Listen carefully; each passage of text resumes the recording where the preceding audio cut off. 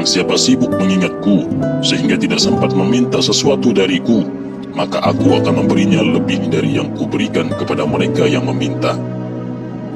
Dan inilah keadaan fana dalam Tuhan, keadaan rohani yang dialami para wali dan abdal. Pada tingkatan ini, ia dikaruniai daya cipta dan segala yang ia butuhkan mewujud atas izin Allah sebagaimana firman-Nya. Sultanul Aulia, Syekh Abdul Qadir Al-Jilani mengatakan, ketika seorang hamba mengalami kesulitan hidup, pertama-tama ia akan mencoba mengatasi dengan upayanya sendiri. Bila gagal, ia mencari pertolongan kepada sesamanya, terutama kepada raja, penguasa, hartawan. Atau bila sakit, ia akan mendatangi dokter. Jika upaya itu pun gagal, ia berpaling kepada Sang Khalik, Tuhan yang Maha Besar dan Maha Kuasa, dan berdoa kepadanya dengan rendah hati dan penuh pujian. Bila mampu mengatasinya sendiri, ia tak akan meminta pertolongan kepada sesamanya. Dan selagi pertolongan lain masih didapatkan, ia tak akan memohon pertolongan kepada Allah Subhanahu wa Ta'ala. Lalu, jika tak juga memperoleh pertolongan dari Allah, ia pasrahkan dirinya kepada Allah. Terus begitu, mengemis, berdoa, merendahkan diri, memuji, serta memohon dengan penuh harap cemas. Namun Allah yang Maha Besar dan Maha Kuasa membiarkannya letih dalam doa tanpa mengabulkan permohonannya, hingga ia merasa kecewa terhadap segala urusan dunia.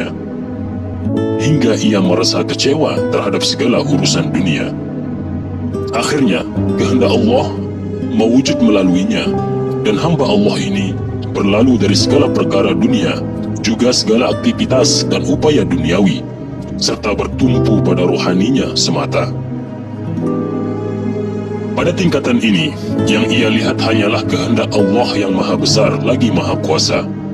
Akhirnya, ia sampai pada tingkatan tauhid, dan setelah mencapai tingkatan hakul yakin, ia sampai pada keyakinan bahwa pada hakikatnya tiada yang melakukan segala sesuatu kecuali Allah Subhanahu wa Ta'ala. Tak ada penggerak, tak pula penghenti selain Dia. Tiada kebaikan, kejahatan, tak pula kerugian dan keuntungan. Tiada faedah, tiada memberi, tak pula menahan. Tiada awal, tiada akhir. Tak ada kehidupan, tak ada kematian. Tiada kemuliaan dan kehinaan. Tak ada kelimpahan dan kemiskinan kecuali karena Allah Subhanahu wa Ta'ala. Maka, seorang hamba di hadapan Allah laksana bayi di tangan perawat, bagai mayat di tangan yang memandikannya, dan bagai bola di tongkat pemain polo, berputar dan bergulir dari satu keadaan ke keadaan yang lain, dan sepenuhnya ia tak punya daya. Jadi, ia lepas dari dirinya sendiri dan melebur dalam kehendak Allah semata. Pada tingkatan itu, yang dilihatnya hanya Tuhan dan kehendaknya. Tak ada yang didengar dan dipahaminya kecuali Dia. Jika melihat sesuatu, sesuatu itu adalah kehendaknya. Bila mendengar dan mengetahui sesuatu, ia mendengar firman-Nya dan ia mengetahui lewat ilmunya. Sungguh, ia dilimpahi karunia-Nya dan meraih untung berkat kedekatan dengannya. Karena kedekatan inilah ia menjadi mulia, ridha, bahagia, puas dengan janjinya, dan bersandar pada firman-Nya. Ia merasa enggan dan menolak segala selain Allah Subhanahu wa Ta'ala. Ia rindu dan senantiasa mengingatnya. Semakin mantaplah keyakinan kepadanya yang Maha Besar lagi Maha Kuasa. Ia tertumpu hanya kepada Allah, memperoleh petunjuk darinya, berbusana nur ilmunya, dan termuliakan oleh ilmunya. Segala yang didengar, yang diingatnya bersumber darinya. Maka, segala syukur, puji, dan sembah tertuju hanya kepadanya.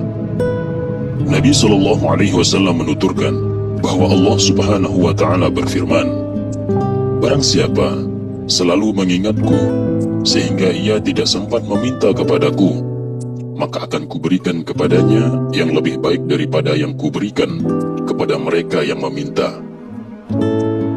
Itu karena jika Allah menghendaki seorang mukmin untuk tujuannya sendiri, maka Dia akan membawanya melalui berbagai keadaan atau ahwal dan tingkatan rohani, serta mengujinya dengan berbagai kesulitan dan musibah.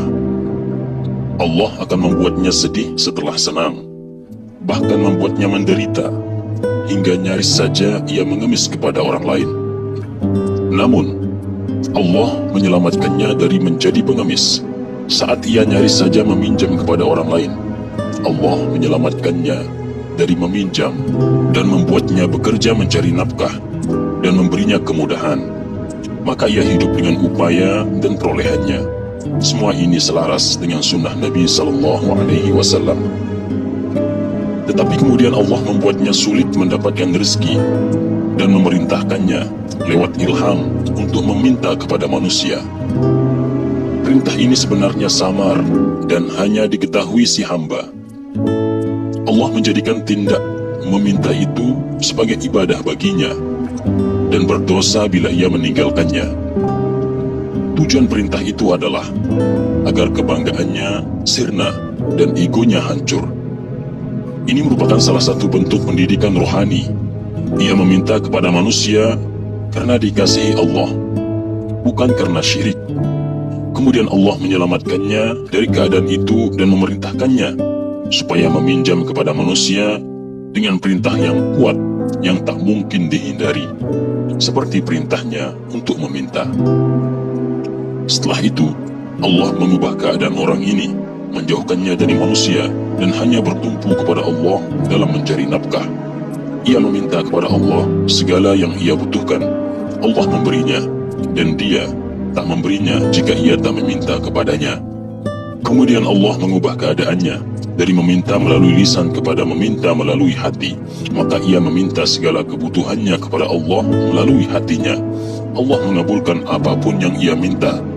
Namun, dia tidak memberikan apa-apa yang diminta lewat lisan.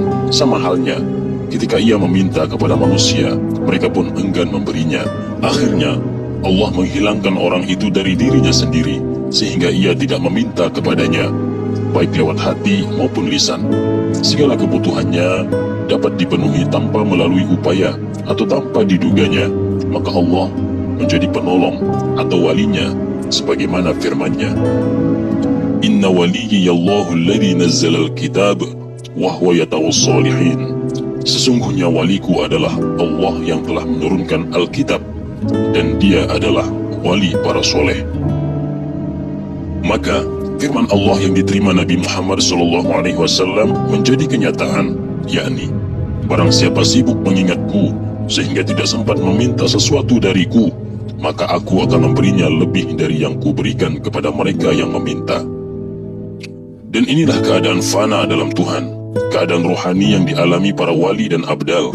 Pada tingkatan ini, ia dikaruniai daya cipta dan segala yang ia butuhkan mewujud atas izin Allah, sebagaimana firman-Nya, Hai anak Adam, aku adalah Tuhan, tiada Tuhan selain aku. Bila aku katakan kepada sesuatu, jadilah, maka jadilah ia. Patuhilah aku sehingga kau berkata kepada sesuatu jadilah, maka jadilah sesuatu itu. Mintalah kepada Allah supaya kita ridha atas ketentuannya atau luruh dalam kehendaknya. Sebab hanya dengan cara itulah kau akan mendapatkan kebahagiaan dan ketenangan di dunia ini. Ridha kepada Allah dan luruh dalam kehendaknya juga merupakan gerbang dan jalan utama untuk mencintainya. Jika kau mencintainya, dia akan mencintaimu. Jika dia mencintaimu, dia tidak akan menyiksamu di dunia ini dan di akhirat. Dalam dua kebajikan ini, dibangunnya hubunganmu dengan Allah dan kebersatuanmu dengannya. Jangan bernafsu ingin meraih kenikmatan hidup ini, karena tak dimaksudkan bagimu. Bila itu tidak dimaksudkan bagimu, sungguh bodoh jika kau berupaya mendapatkannya. Sikap itu juga sangat dikutuk, sebagaimana dikatakan, di antara siksa terbesar ialah berusaha meraih apa yang tak dia tentukan untukmu.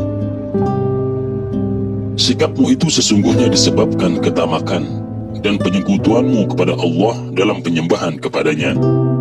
Kau luput mendapatkan curahan kasih sayang Allah dalam usaha mencari rahmatnya, karena kau terlena mengurusi segala sesuatu selain Allah. Berupaya keras meraih segala sesuatu selain Allah adalah syirik. Orang yang berupaya mendapatkan nikmat dunia tidak tulus dalam cinta dan persahabatannya dengan Allah, berarti ia telah bersekutu kepadanya dan ia adalah seorang pendusta. Sama halnya, orang yang menyembah Allah karena mengharapkan balasan atas perbuatannya bukanlah orang yang ikhlas.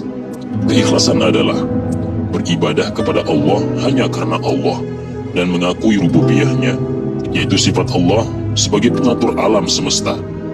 Hamba yang ikhlas mengabdi kepada Allah semata-mata karena Dia adalah Tuhannya dan patut disembah. Ia merasa wajib berbuat baik dan patuh kepadanya karena ia sepenuhnya miliknya. Begitu pula seluruh gerak-gerik dan upayanya. Hamba dan segala miliknya adalah milik Tuannya. Sebagaimana telah kami nyatakan, semua pengabdian serta rahmat Allah dan karunia-Nya atas hambanya bersumber dari Allah, karena Dialah yang telah memberinya kekuatan untuk bertindak dan melakukan kebaikan. Dengan demikian, senantiasa bersyukur kepada Allah adalah lebih baik daripada memohon balasan darinya atas segala kebaikan yang telah dilakukan. Mengapa kau berupaya keras meraih nikmat dunia, sedangkan kau melihat betapa banyak orang yang mendapat kenikmatan dunia justru bertindak makin keji dan tak bersyukur kepada Tuhan? Kau melihat bahwa mereka yang bergelimang nikmat justru makin tamak dan mengharapkan segala yang tak ditetapkan untuk mereka. Mereka menganggap bagian dunia mereka kecil dan sedikit, sedangkan bagian dunia yang didapatkan orang lain tampak indah dan berlimpah. Maka mereka mulai berupaya meraihnya, meskipun itu bukan bagian atau hak mereka. Untuk urusan itulah, mereka kehabisan usia dan segala upaya, sehingga mereka beranjak tua. Kekayaan mereka habis, tubuh mereka semakin lemah, dan catatan hidup mereka digelapkan dosa-dosa. Semua itu disebabkan upaya tanpa kenal lelah yang mereka lakukan untuk meraih hak dan bagian orang lain. Mereka gagal mendapatkannya, menjadi miskin dalam kehidupan ini dan di akhirat. Karena itu, mereka berupaya mendapatkan pertolongannya untuk mengabdi kepadanya. Setelah lelah mencari dan berupaya, mereka tak mendapatkan apa-apa, sementara kehidupan duniawi dan ukhrawi mereka terbuang sia-sia. Merekalah seburuk-buruk manusia, paling bodoh, serta paling buruk di sisi lahir dan batinnya. Sebaliknya, hamba yang ikhlas tidak akan mengharapkan apa-apa sebagai balasan atas kebaikan yang dilakukannya. Mereka ridho terhadap semua takdirnya, puas dengan karunia-Nya, dan senantiasa patuh kepadanya. Bagian dunia mendatangi mereka tanpa diupayakan dan dicemaskan. Mereka semakin dekat kepada Allah yang Maha Mulia dan menerima darinya segala yang mereka dambakan. Semoga Allah menjadikan kita orang yang ridho dengan ketentuannya, luruh dalam kehendaknya, dan selalu mendapatkan kekuatan rohani untuk melakukan segala yang dikehendakinya. Amin, amin, ya Rabbal Alamin.